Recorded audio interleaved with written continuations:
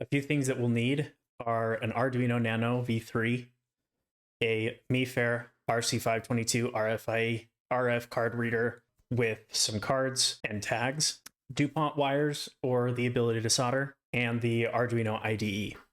The total cost of this project is about 30 bucks, but it can be around 20 if you go for the single packs of the boards. This is the Arduino Nano 3-pack that I purchased. This version comes with the pin headers uninstalled, which allowed me to solder wires directly to the Nano itself. There are other versions of the header or of the boards with the headers installed if you would prefer to use Dupont wires. There's also this version here on AliExpress, which includes a USB-C connector. I have this one as well, but it does require modifying the 3D printed case in order for it to work. No matter the board you buy, just make sure that you get a USB cable, either USB-C or micro USB, whichever you go with, or purchase a kit that includes the cables. I don't know exactly what causes some of the USB cables to work and others not. If you have trouble connecting your Arduino to your PC or Mac, just try a bunch of different cables. It's most likely that. This is the RC522 kit. This is one of the many available boards on Amazon. Again, you can find these with the headers pre-installed if you prefer. I would recommend getting uninstalled if you'll be using the 3D printed case so that you can either A, orient the pins to your liking, or B, solder directly to the board. These are some of the Dupont wires that I've talked about. These make connecting this stuff a little bit easier if you do get pre-installed headers. This 3D printed box by iFrit70 on Thingiverse is where I put my RFID and Arduino boards. The fit can be a little bit tight though. If you have a 3D CAD program, I'd recommend giving the insides of the walls a bit of a push to give the board a bit more space. Some RC522 boards I've purchased have fit just fine in here. Others have been not so great, and I had to rework the case. Just be aware of that. The RC522 has a 90-degree header pointing towards the opposite side of the board and is mounted onto the back of the board. Personally, I did solder directly to the RC522. Just do whatever's easiest for you. I'd also recommend soldering all the wires to the Arduino first and then moving on to attaching the RC522. Lastly, if you do plan on using Dupont wires, I'm afraid that that case won't work for you. You'll need to find an option that works a little bit better, whether that's just keeping the boards away from other metal objects so you don't short anything, or coming up with another case.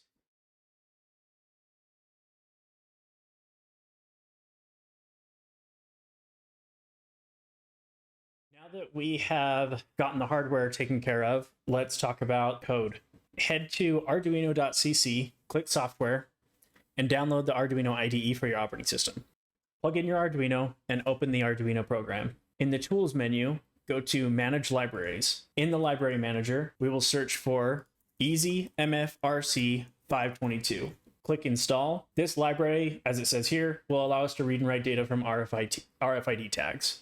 Once that's installed, hit close. Back in the Tools menu, we'll go to the Board submenu and choose Arduino Nano. Then we'll go to Processor and choose 18MEGA 328P using the old bootloader. All of the boards that I've purchased thus far have used the old bootloader. You may have some that use the newer one, but it's most likely going to be old. You can choose a different bootloader if you're having any trouble during the upload. After that, we'll go to Port, and provided that your Arduino is plugged in and being read by your computer, you should be able to see a USB serial port here. Choose that. If you do not have an editor already open, go to File and New. Now that we have an editor ready, we'll go into the MiSTerRFID repo. In the MiSTerRFID repo, there's an Arduino folder. In this folder, there's a file called MiSTerRFID.ini. Open this, and then on the right-hand side, click Raw.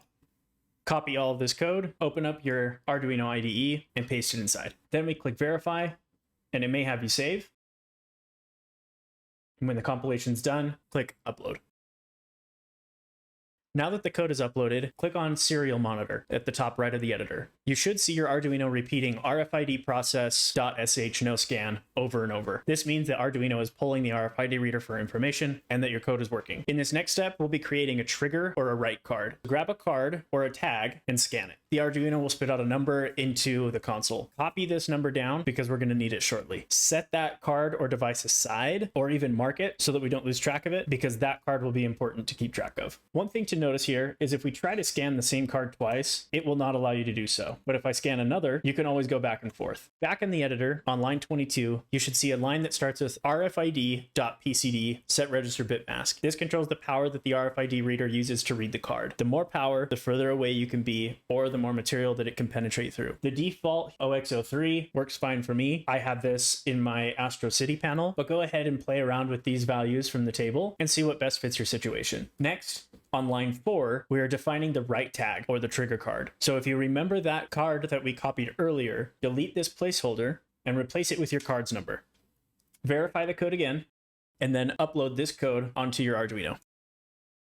Once that's done, open up the serial monitor again. In the serial monitor, if you scan your write card, you'll notice that you get a little bit different output. That means that your write card is working. Scan another card, and that'll show you that it's trying to run RFID write.sh and then that card number. Now that the hard part's done, let's get everything installed onto our MiSTer. Either from the README or in the releases, we want to download the RFID updater.sh script.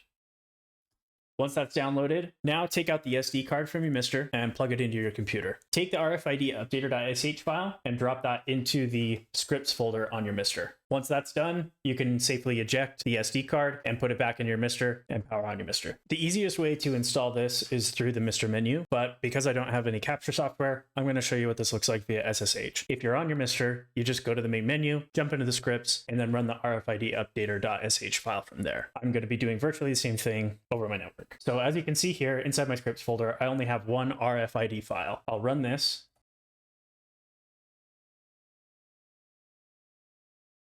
Now that the install has gone through, I have an RFID util folder, which exists in the scripts folder, and that is where all of the utilities and the other scripts that I need for this project to work live. You can now shut down your MiSTer, plug in your Arduino, and then turn it back on. The way that this works is there's a screen process running in the background, which gets called as soon as the MiSTer starts up using the user startup.sh file. As cards get scanned, the Arduino will output a shell script name and the card number. The MiSTer has a script that is listening to these outputs, which is the serial listen as we see here on the screen, and the listener script will read the output from the Arduino and then evaluate it as a bash command. The games are stored in gamelist.com. Most cores should work without issue, but NeoGeo does require that you use a Darksoft set. The most likely problem with NeoGeo games is that the game is not accounted for in the NeoGeo games.sh file. If you do have errors or issues with NeoGeo, please open up an issue in GitHub and include the game name that you're trying to run and the file name of that game. Now that everything's installed, let's go look at it in action. I have my MiSTer and MiSTerCade down at the bottom here. You can see there's a USB cable and the remote cable. The USB cable just goes up into the control panel to connect the Arduino and RFID reader. I used a couple command strips, the 3M command strip, so that it would be easily removable without destroying anything or leaving any marks. So the first thing that we'll do here is we will get a game booted up.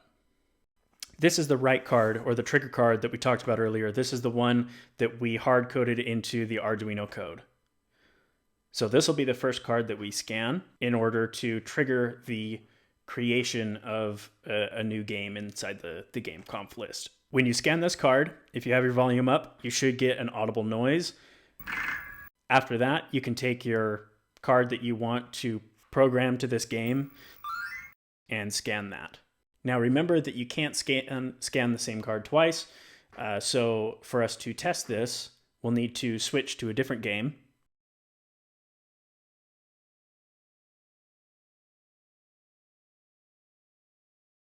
And while we're in here, we will copy this game to a card as well. Once we've done that, we can scan the original card or device from the first game that we were running, which in this case is Bagman. And that will stop the currently running game and it will boot up. And if we take the other card that we wrote while we were running Dungeons and Dragons and scan that, you'll notice that that boots up as well.